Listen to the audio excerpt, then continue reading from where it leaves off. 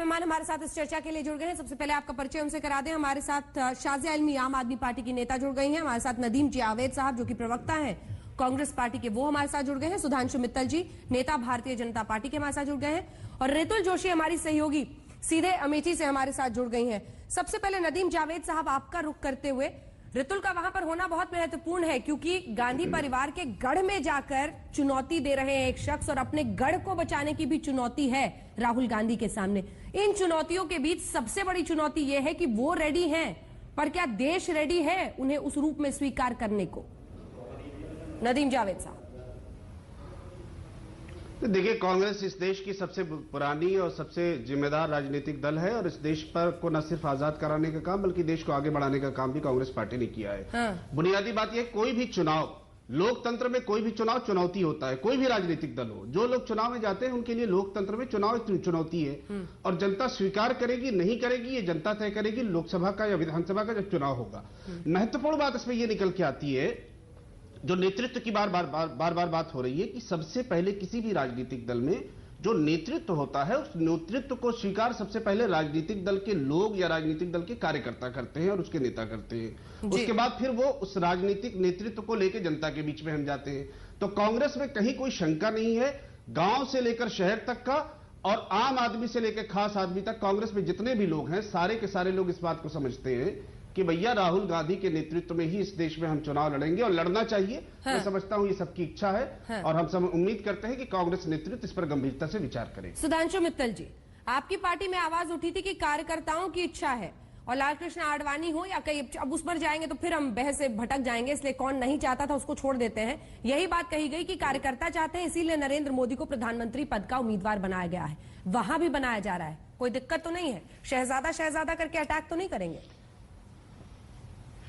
ऐसा है, कांग्रेस अपना प्रधानमंत्री पद का उम्मीदवार किसको बनाए उनका आंतरिक मामला है। ये तो देश को तय करना है कि प्रधानमंत्री किसको बनाना है और मुझे लगता है देश ने अपना मन बना रखा, अपना फैसला कर रखा है।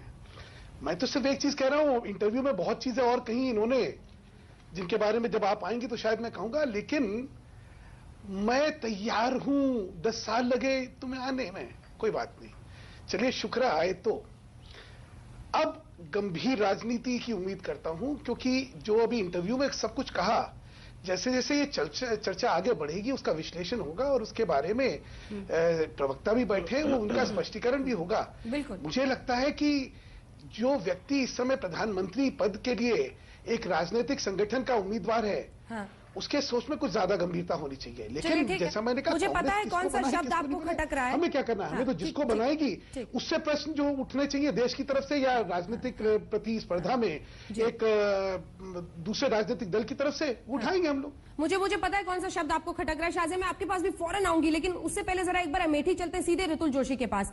रितुल, अमेठी की जनता, क्योंकि उनके लिए शायद पहली बार एक इस तरह का विकल्प दिख रहा है जिसको जोर शोर से वो प्रचारित करने के लिए कुमार विश्वास वहां पर अब डट गए हैं, क्या कह रही है अमेठी की जनता? देखिए अंजना, प्रचार भले ही हो रहा हो कुमार विश्वास का, लेकिन विश्वास जनता को उन पर हो रहा है ये कहना अभी इस वक्त बहुत ज्यादा मुश्किल है। मैं अमेठी के और आसपास के तमाम इलाकों में घूम रही हूँ, शहर से लेकर गांव तक, और गांव में मैं जिस भी गांव में जाती हूँ लोगों ने कहीं दूर दूर तक नाम ही नहीं सुना है कि ये आम आदमी पार्टी कौन सी पार्टी है। कुमार विश्वास को कोई नहीं जानता है। कल वो उस महिला के घर गए थे, जिस दलित महिला के घर राहुल गांधी रुके थे, और वो अब काफी नाराज है उनसे। वहां जरूर जाके उन्होंने अपने पर्चे बंटवाए, उन्होंने अपनी पट्टियां लोगों को पहनाई, लेकिन गांव में कोई नहीं जानता है उन्हें। और हम जानते हैं कि गांव का वोट इस देश में कितना ज्यादा महत्व और कितनी अहमियत रखता है। इस गढ़ में राहुल को बहुत ज्यादा चुनौती कुमार विश्वास दे पाएंगे ये कहना बहुत मुश्किल है। बहुत लोग मेरे साथ हैं, उन्हीं से पूछ लेते हैं, क्या आपको लगता है कि कुमार विश्वास एक बड़ी चुनौती बनकर यहाँ उभरे हैं राहुल? जी नहीं, कभी नहीं उभरेंगे। उन्होंने सिर्फ राहुल गांधी खिलाफ, यानी राहुल गांधी खिलाफ उतरना चाहा है। अमेठी की जनता के लिए वो मूर्ख बना रहे हैं, सिर्फ बेवकूफ बना रहे हैं। उन्होंने अपने इंटरव्यू में कहा था कि राहुल गांधी के खिलाफ मैं लड़ूंगा, चाहे वो फैजाबाद से लड़े या प्रतापगढ़ से लड़े। यानी कि अभी भी कुमार विश्वास पर आप लोगों का विश्वास नहीं है या है? नहीं है। राहुल गांधी या कुमार विश्वास? राहुल गांधी। देखिए अंजना, मैं जहां जाती हूं अगर 10 राहुल गांधी का नाम लेते हैं तो शायद कोई एक शख्स मिल जाता है जो कहता होगा कि कुमार विश्वास के बारे में वो सोचना चाहते हैं। फिलहाल आप इस इलाके में कांग्रेस का या फिर कुमार विश्वास राहुल गांधी का विकल्प बनते हुए मुझे तो इस वक्त नहीं दिख रहे हैं। अभी 2-3 महीने बाकी हैं, स्थिति बदल जाए तो बात अलग होगी। शाजिया जी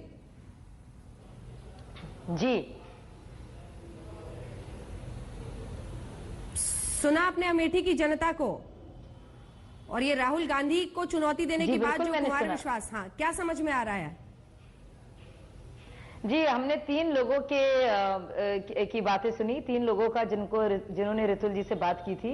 लेकिन उससे पहले राहुल जी की स्पीच के बारे में मैं कुछ कहना चाहूंगी। उन्होंने कहा कि देश के डीएनए में कांग्रेस है, लेकिन मुझे लगता है कि कांग्रेस के डीएनए में देश कहीं नहीं है। नहीं तो हमारे देश की ऐसी बुरी हालत नहीं होती, ऐसी त्राही नहीं मची होती। भले ही जितना भी नरेंद्र मोदी राहुल गांधी को शहजादे कहें और अब पलटवार करते हुए राहुल नरेंद्र मोदी को औरंगजेब या कोई शहंशाह कहें, लेकिन हम बताना चाहेंगे कि वक्त शहंशाहों का और शहजादों का खत्म हो गया है। अब आम इंसान उठ खड़ा हुआ है और एक बहुत ही जरूरी विकल्प के तौर पर पुरानी घिसी पिटी सोच और राजनीति से निकलकर ताजगी की लहर है, ये राजनीतिक परिवर्तन की लहर है। और हम समझ सकते हैं कि अमेठी में बहुत से लोग, क्योंकि इतने सालों से पारंपरिक एक सीट रही है, तो जाहिर सी बात है यहाँ पे शीला दीक्षित जब लड़ रही थी, जब अरविंद केजरीवाल ने, तो लोगों ने कहा था अरे कितनी मुश्किल सीट है, कैसे जीत पाएंगे आप। यही ऐसे ही कुछ हाल हुआ था, क्योंकि दिल्ली में तो शीला दीक्षित थी 15 साल से, लेकिन चीजें बदली जी। और वही आप देखेंगे अमेठी में भी। एक ब्रेक के लिए मुझे रुकना पड़ रहा है, लेकिन नदीम जावेद साहब, ब्रेक के बाद जैसे ही लौटूंगी ये सवाल आपसे होगा कि किसको अशोक, किसको अकबर और किसको औरंगजेब कह रहे हैं राहुल गांधी। यहीं से चर्चा आगे लिए चलेंगे। वक्त है ब्रेक का, लेकिन ब्रेक जंग बनेगी नरेंद्र मोदी बनाम राहुल गांधी बनाम अरविंद केजरीवाल की जंग। देश को है इसका इंतजार और तस्वीर अब धीरे धीरे साफ हो रही है, क्योंकि राहुल गांधी ने एक साक्षात्कार में लगभग कह दिया है कि वो है तैयार। सीधे रुख करते हैं नदीम जावेद का। और नदीम जावेद जी, ईमानदारी से बिना शब्दों को इधर उधर घुमाए जवाब दीजिएगा। ये औरंगजेब जब कहा राहुल गांधी ने, तो किसके लिए कह रहे थे वो? देखिए, एक बहुत इंपॉर्टेंट बात इस देश में है कि ये देश गांधी के विचारों के साथ चल रहा है। आप किसी व्यक्ति से सहमत हो सकते हैं, उससे असहमत हो सकते हैं, लेकिन विचार से आप असहमत नहीं हो सकते। ये देश अगर चलेगा तो गांधी के विचार के साथ ही चलेगा। ये बात समय समय पर साबित हो चुकी है। और इसलिए राहुल जी ने बहुत साफ और स्पष्ट शब्दों में यह कहा कि बंटवारे के नाम पर इस देश के अंदर राजनीति नहीं चल सकती, बंटवारे से मुल्क नहीं चल सकता, बंटवारे से समाज नहीं चल सकता। तो ये उन्होंने एक तरह से सिंबॉलिक यूज किए नाम, लेकिन उन्होंने ये संदेश देने का काम किया कि बंटवारे से राजनीति नहीं हो। कौन कर रहा है बंटवारा? स्पष्ट रूप से देश की जनता जानती है। भारतीय जनता पार्टी की जो राजनीति है, भारतीय जनता पार्टी का जो विचार है, जो चिंतन है, जो राजनीतिक दर्शन है, आप गोलवालकर को पढ़ेंगे, आप गोडसे को पढ़ेंगे और उसके बाद जो भारतीय जनता पार्टी की राजनीति को आप देखेंगे, तो शुद्ध रूप से बंटवारे की राजनीति ही देश में करने का काम भारतीय जनता पार्टी ने और उसके पहले जनसंघ ने किया है। इसमें तो कहीं कोई दो राय है ही नहीं। सुधांशु मित्तल जी। राहुल गांधी जी एक नाम और लेना भूल गए, वो था मोहम्मद बिन तुगलक का। तुगलकी फरमान उनके जारी होते थे, वो चमड़े का सिक्का चला देते थे, दौलताबाद राजधानी ले जाते, शायद वो लेते तो और भी अच्छा रहता। जहां तक बंटवारे की बात है और जोड़ने की बात है, तो सामान्य आचार संहिता ये बंटवारे का शायद द्योतक है, इसीलिए ये लगाना नहीं चाहते। शायद छदम धर्मनिरपेक्षता जो है वो जो है वो जोड़ने की प्रक्रिया है, इसीलिए उसको वो करते हैं। शायद मुस्लिम तुष्टीकरण जो है वो जोड़ने की प्रक्रिया है, तोड़ने की नहीं है, शायद इसीलिए ये करते हैं। हम क्या करें? हम राजनीति को विकास की ओर लेके जाना चाहते हैं, ये इसको धर्मनिरपेक्षता के नाम पे छदम धर्मनिरपेक्षता करते हुए ये स्यूडो सेक्युलरिज्म की तरफ ले जाना चाहते हैं। हम कहते हैं justice for all, appeasement to none. ये क्या कहते हैं? नहीं, तुष्टीकरण होना चाहिए, अल्पसंख्यक है, ये है, वो है। हम तोड़ रहे हैं, जोड़ रहे हैं। वो एक बड़ा अच्छा शेर था कि सूरज पर लगे धब्बा फिर कुदरत के करिश्मे हैं, बुत हमको कहे काफिर, अल्लाह की मर्जी है।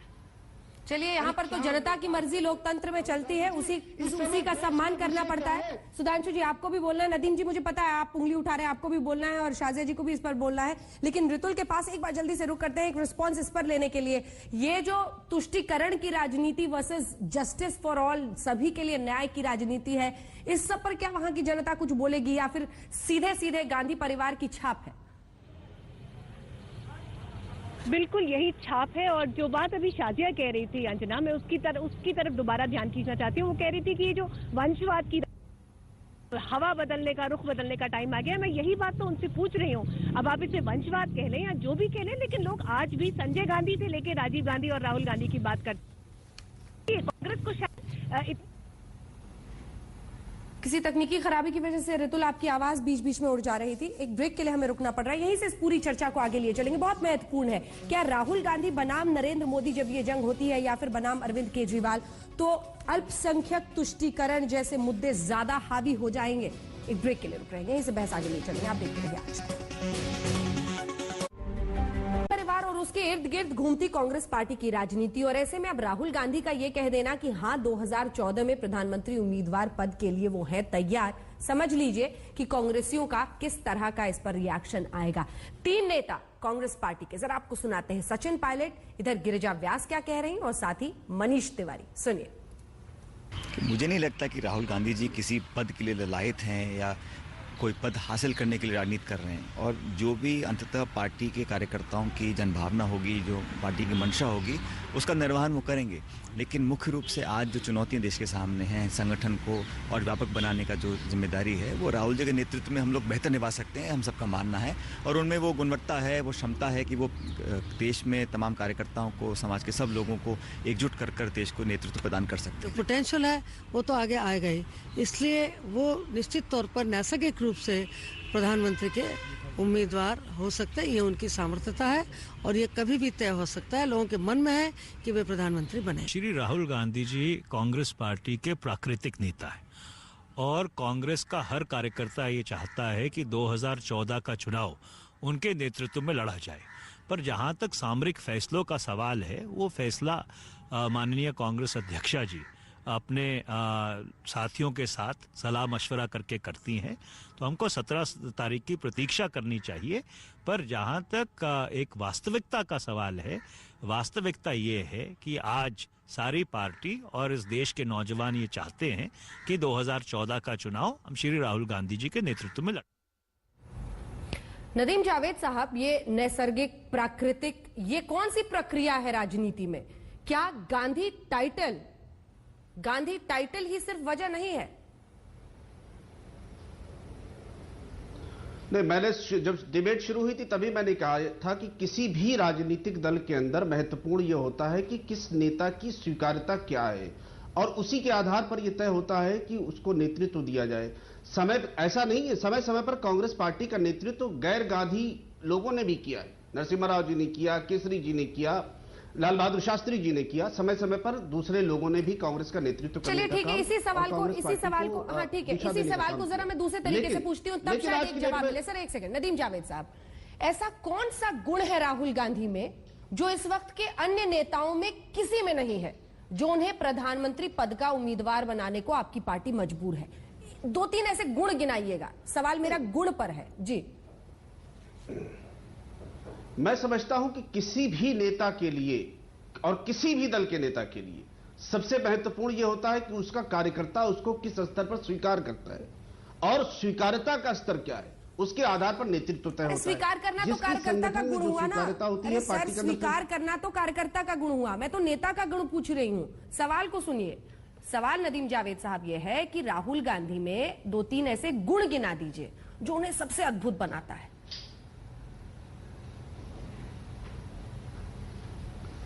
सवाल यह है कि आप नेता किसको मानते हैं? नेता उसको इस देश के अंदर मानते हैं जिसकी स्वीकार्यता आम जनता में हो और पार्टी के अंदर हो।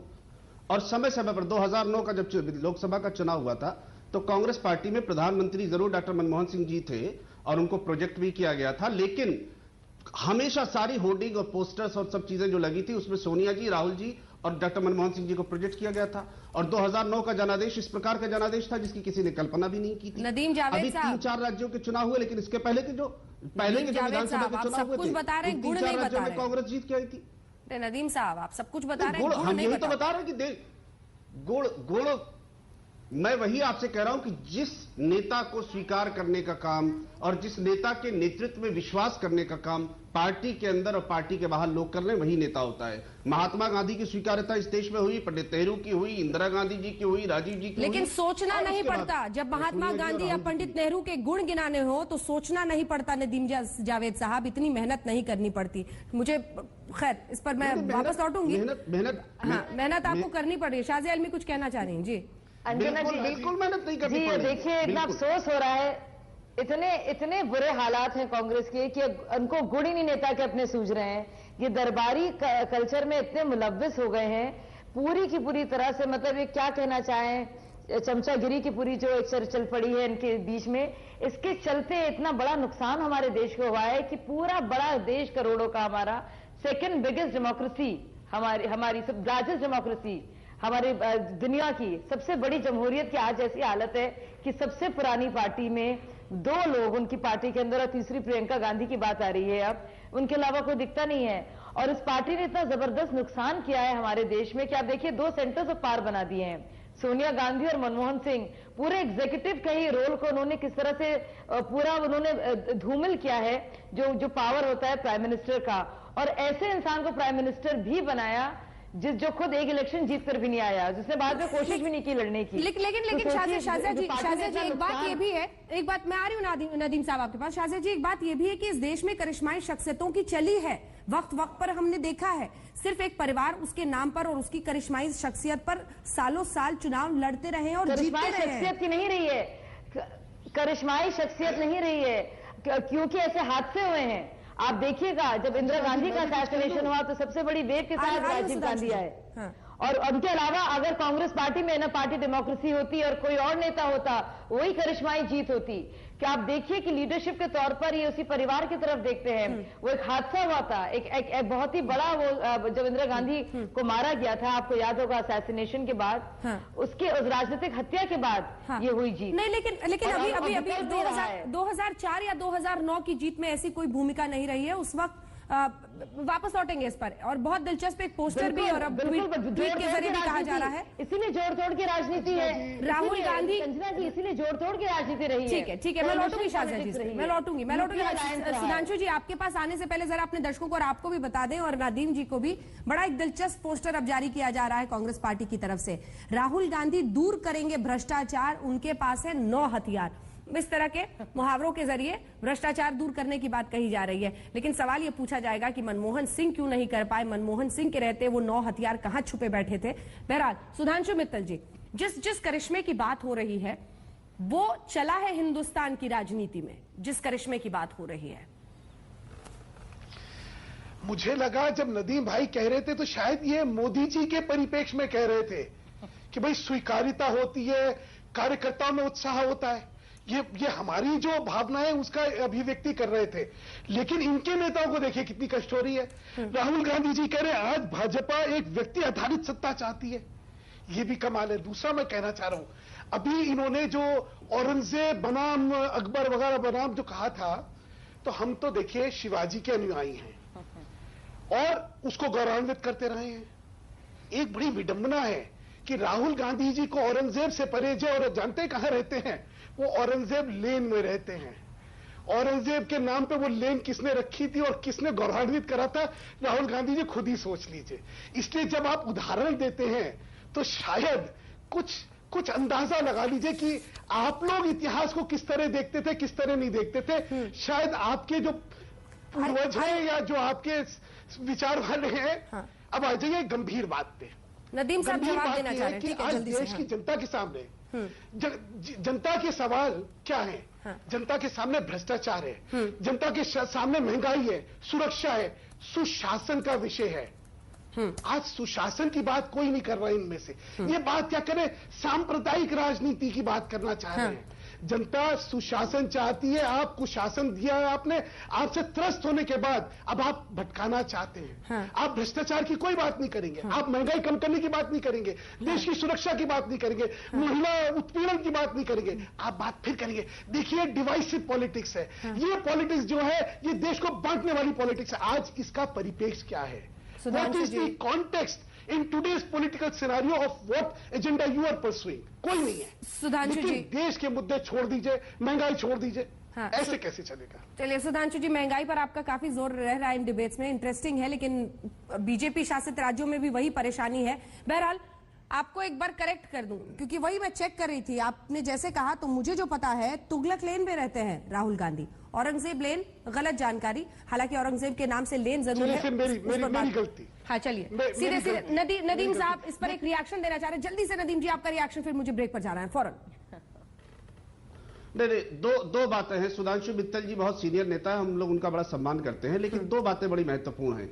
एक तो यह है कि उन्होंने ये भ्रष्टाचार की बात की और येदियुरप्पा जी को पार्टी में शामिल करने का काम उनकी पार्टी के शीर्ष नेतृत्व ने भी किया है। दूसरी चीज ये कि भ्रष्टाचार में इनके राष्ट्रीय अध्यक्ष वगैरह और बहुत सारी कहानी है, मैं उसमें जाना नहीं चाहता हूं। भारतीय जनता पार्टी का भ्रष्टाचार को लेकर क्या इतिहास रहा है उसकी चर्चा अगर भारतीय जनता पार्टी के मित्र ना करें तो बेहतर होगा। थोड़ी एकेडमिक बात कर लें। आप जो बार बार हम लोग कह रहे हैं और जो राहुल जी के परिप्रेक्ष्य में बात हो रही है, मैं ये निवेदन कर दूं कि पाकिस्तान बना इस भारत से अलग होके, और पाकिस्तान जब बना था तो धर्म के आधार पर पाकिस्तान बना था, लेकिन 72 में भाषा के आधार पर वो टूट गया। नेपाल था, एक हिंदू राष्ट्र था, वहां के लोगों ने असलहे उठा लिए लोकतंत्र की बहाली के लिए। तो हमारा जो कहने का मकसद है वो ये है कि इस देश का जो आत्मा है और इस देश का जो सेकुलर क्रेडेंशियल है वही इस देश को जोड़े रखे हुए, वही इस देश को चलाता है। भारतीय जनता पार्टी उस मूल विचार के खिलाफ है। चलिए ठीक है, भारतीय जनता पार्टी गांधी के विचारों के खिलाफ। ठीक है नदीम जावेद साहब, दूसरा मौका। इसलिए चाहे भ्रष्टाचार की बात हो, चाहे भ्रष्टाचार की बात हो और चाहे सांप्रदायिकता की बात हो, दूसरा मौका भारतीय जनता पार्टी का चरित्र दिखाई देता है। नदीम जी दूसरा मौका, राहुल गांधी के 2 गुण। नहीं, राहुल गांधी जी के साथ मैंने बड़ा क्लोजली काम किया। मैं आपसे, चूंकि आप बार बार एक ही सवाल कर रही हैं, तो मैं आपसे निवेदन कर दूं, राहुल गांधी के साथ पता नहीं आपकी कितनी बातचीत हुई नहीं, लेकिन राहुल जी के साथ जब आप बैठेंगे कहां पत्रकारों से बात करते हैं, इंटेलेक्चुअली भी बहुत साउंड, कहां पत्रकारों से बात करते हैं, कभी प्रेस कॉन्फ्रेंस देते हैं, इंटरव्यू, इतने वर्षों बाद एक पहला साक्षात्कार उन्होंने दिया है एक अखबार को, जिस पर हम चर्चा कर रहे हैं। पूरे देश, देखिए मैं आपसे निवेदन, मैं आपसे निवेदन पत्रकारों से ज्यादा बात करें, साक्षात्कार करें, तब हम भी पहचानेंगे कि उनके क्या गुण हैं। अगर मुझे समय देंगी तो मैं बता दूं। सर मुझे ब्रेक के लिए मजबूरन रुकना पड़ रहा है, एक छोटे से ब्रेक के लिए रुक रहे हैं, यही से चर्चा आगे लिए चलेंगे। आप देखते रहिए आज तक। लेकिन आपको बताइए नदीम जावेद साहब आपसे पूछने का कि क्या गुण है राहुल गांधी में जो उन्हें अद्भुत बनाते हैं, और आपने खुद ही कह दिया है कि वही लोग समझ सकते हैं जो उनके करीब से काम करते हैं उनके साथ। चलिए बताइए करीब से कैसे है राहुल गांधी? नहीं, मैं राहुल जी के साथ मेरा सौभाग्य रहा कि हम लोगों ने पूरे देश भर में काम किया राहुल जी के नेतृत्व में। 4-5 बातें तो जो बहुत इंपॉर्टेंट है। एक तो बहुत डेमोक्रेटिक, राहुल जी को मैंने बड़ा क्लोजली देखा है, बहुत डेमोक्रेटिक है, और खासतौर से नेशनल यूथ कांग्रेस में उन्होंने पूरी डेमोक्रेसी लाने का काम किया। दूसरी बात यह है कि बहुत विजनरी है, बहुत लंबा और बहुत दूर तक सोचते हैं, बहुत हार्ड वर्किंग। मैंने शायद अपनी जिंदगी में कम लोग इतने देखे जो इतनी मेहनत से काम करते हैं और लगातार कमिटमेंट बहुत है। जो चीज कह देंगे वो कोशिश करेंगे कि उसको करें।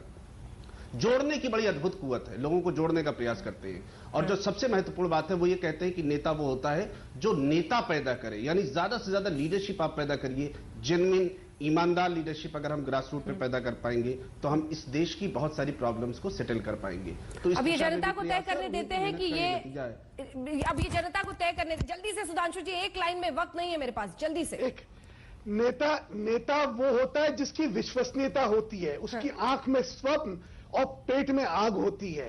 ये पेट की आग जो है ये दिख नहीं रही है, इसीलिए नेतृत्व नहीं हो रहा है। शाहज़ा जी टू बी फेयर, जल्दी से एक लाइन।